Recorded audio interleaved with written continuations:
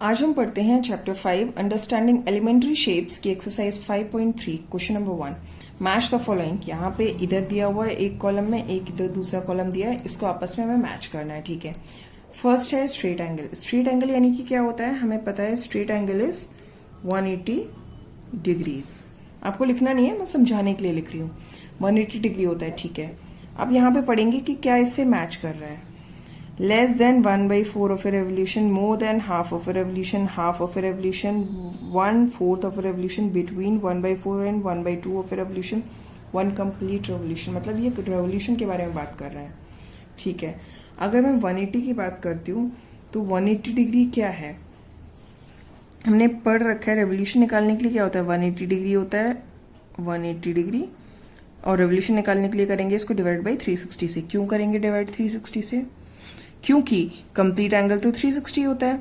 तो इसको अगर हम कैंसिल आउट करेंगे तो ये कितने से जाएगा, देखिए 0 0 कैंसिल हो जाएगा, ये जाएगा 18 की टेबल से अगर आती है तो 18 2 36, 1/2 यानी कि क्या हो जाएगा 1/2 क्या रेवोल्यूशन। तो स्ट्रेट एंगल क्या है। अच्छा वैसे भी देखिए कंप्लीट रेवोल्यूशन यानी कि 360 डिग्री, स्ट्रेट एंगल यानी कि हाफ रेवोल्यूशन हो गया, मतलब पूरे 1 रेवोल्यूशन का आधा कंप्लीट करेंगे, है ना, तभी तो स्ट्रेट एंगल होगा। तो ये क्या हो गया, हाफ ऑफ ए रेवोल्यूशन। तो ये इससे, तो इसको हम इससे ज्वाइन कर देंगे ऐसे। ठीक है, अब है राइट एंगल। राइट एंगल यानी कि 90 डिग्रीज। ठीक है, अब 90 डिग्री क्या होता है, अगर हमें रेवोल्यूशन निकालना है, हमने प्रीवियसली कई क्वेश्चंस में कर रखा है कि 180 डिग्री डिवाइड बाई 360 डिग्री, हमेशा डिवाइड 360 से ही करना है क्योंकि कंप्लीट रेवोल्यूशन तो 360 का होता है।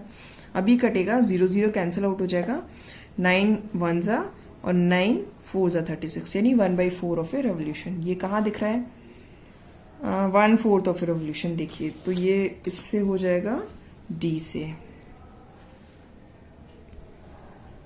ठीक, next acute angle. Acute angle क्या होता है बच्चों, हमने प्रीवियस इंट्रोडक्शन चैप्टर में पढ़ा हुआ था। एक्यूट एंगल क्या होता है, लेस देन 90 डिग्री होता है, यानी 90 डिग्री से कम। पहले तो 90 डिग्री का निकाल लेते हैं क्योंकि एक्यूट एंगल का एग्जैक्ट मेजरमेंट तो हमें पता नहीं है।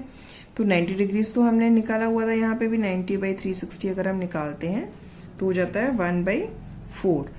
लेकिन वो 1/4 से एक्यूट एंगल क्या होगा, कम होगा रेवोल्यूशन। क्यों, क्योंकि 90 डिग्री से कम होता है एक्यूट एंगल, तो 1/4 से कम होगा, यानी कि ये देखिए less than 1/4 of A revolution. तो एक्यूट एंगल यहाँ पे किस में जाएगा, less than 1/4 of A revolution. Obtuse angle क्या होता है, देखिए ऑब्ट्यूस एंगल होता है 90 डिग्री से ज्यादा, यानी 1/4 से ज्यादा, ये हमें पता चल गया। ठीक, और 180 से कम होता है ऑब्ट्यूस एंगल, तो 180 डिग्री बाई 360 डिग्री अगर हम निकालते हैं तो ये कितना आता है, पहले निकाला हुआ है स्ट्रेट एंगल का 1/2, यानी कि अब इसका रेवोल्यूशन क्या होगा, 1/2 एंड 1/4 के बीच का। क्यों, क्योंकि इसका एंगल भी होता है 90 डिग्री और 180 डिग्री के बीच का, तो 90 डिग्री का तो 1/4 होता है, तो ये यानी 1/4 से ज्यादा होगा, और 180 डिग्री से कम होता है ऑब्ट्यूस एंगल, यानी कि 1/2 से कम होगा रेवोल्यूशन। तो कहाँ है, देखिए between 1/4 and 1/2 of A revolution. तो ये इसमें हम ज्वाइन कर देंगे। आप समझने की कोशिश करिए हम क्या बता रहे हैं। देखिए रिफ्लेक्स एंगल क्या होता है, पहले हम सोचेंगे रिफ्लेक्स एंगल होता क्या है। देखिए रिफ्लेक्स एंगल होता है 180 से ज्यादा, तो 180 का जो रेवोल्यूशन होता है पहले वो निकाल लेंगे, यह आ जाएगा 1/2। और 360 से कम होता है, 360 का रेवोल्यूशन निकाल लेंगे, देखिए ये होता है 1, ये कैंसिल हो जाएगा तो 1 बचेगा।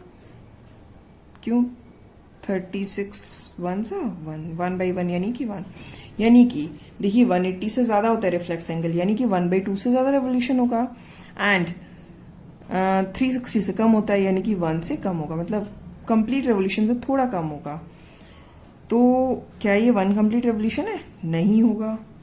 तो ये क्या बचा, more than half of A revolution. ठीक है, हाफ से ज्यादा, क्यों, हमने बोला 1/2 से ज्यादा होगा, तो इसमें इसका क्या हो जाएगा, मैच इससे, more than half of A revolution.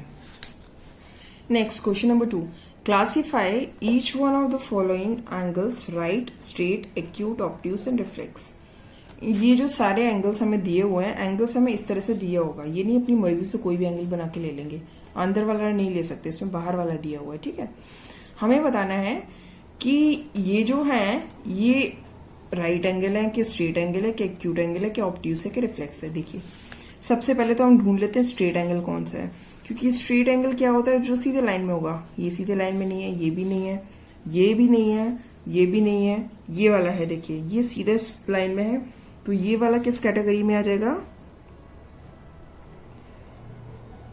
Straight angle. ठीक है, क्योंकि ये 180 डिग्री है। अब हम देखते हैं राइट एंगल। राइट एंगल देखिए इन दोनों का पता लगाना सबसे इजी है, क्यों, क्योंकि राइट एंगल 90 डिग्री होता है, स्ट्रेट एंगल 180 डिग्री होता है। एक्यूट क्या होगा, राइट एंगल और 0 के बीच में होगा, यानी कि 90 डिग्री से थोड़ा कम। ऑब्ट्यूस 90 डिग्री से थोड़ा ज्यादा। रिफ्लेक्स कुछ ज्यादा ही होता है, मतलब स्ट्रेट एंगल से थोड़ा ज्यादा होगा लेकिन कंप्लीट नहीं होगा। अच्छा देखिए ये ऐसे नहीं पता चलेगा, ये देखिए ये एग्जैक्टली पता चल रहा है कि ये टी की शेप का बना हुआ है, तो ये क्या एंगल हो गया, ये हो गया हमारा राइट एंगल। राइट एंगल देखिए ये एंड ये, दिस इज 90 डिग्री। ओके, ये भी कम है, ये भी कम है। ठीक है, तो एक राइट एंगल हमारा निकल आया एंड एक हमारा आ गया स्ट्रेट एंगल। अब हम देखेंगे एक्यूट एंगल। एक्यूट एंगल यानी कि वो कम होना चाहिए, किससे कम होना चाहिए, 90 डिग्री से।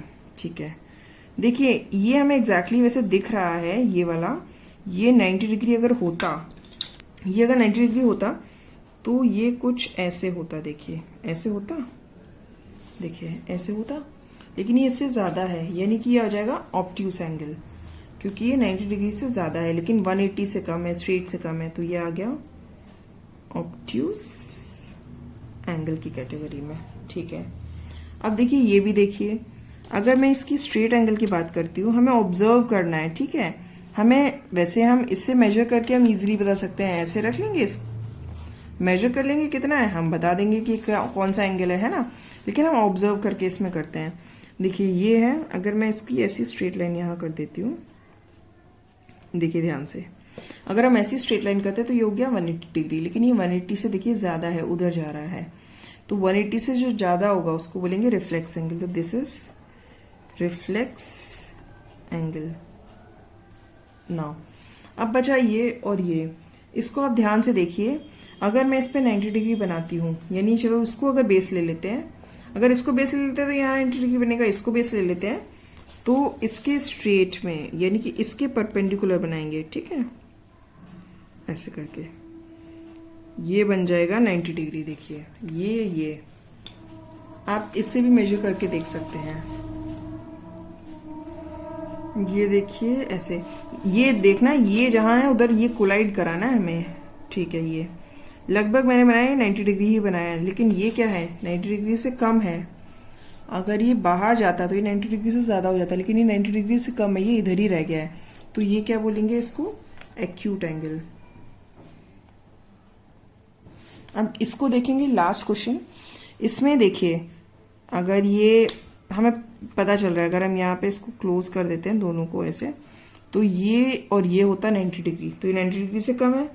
और अगर ये और ये होता, ये भी होता 90 डिग्री, ये 90 डिग्री से ये भी कम है, क्यों, ये इतना ही रह गया। तो ये दोनों एंगल्स, ये दोनों, इनको भी क्या बोलेंगे हम, एक्यूट एंगल। ये एक्सरसाइज में सिर्फ 2 ही क्वेश्चन है, शॉर्ट थी, इजीली जल्दी हो गई। अब यहाँ पे एक्सरसाइज होती है खत्म। आपको अभी तक किसी भी चैप्टर में, किसी भी एक्सरसाइज में, कहीं पे कोई भी किसी भी टॉपिक में कहीं डाउट है तो आप प्लीज कमेंट सेक्शन में पूछिए और मैं आपके डाउट्स को क्लियर करूंगी।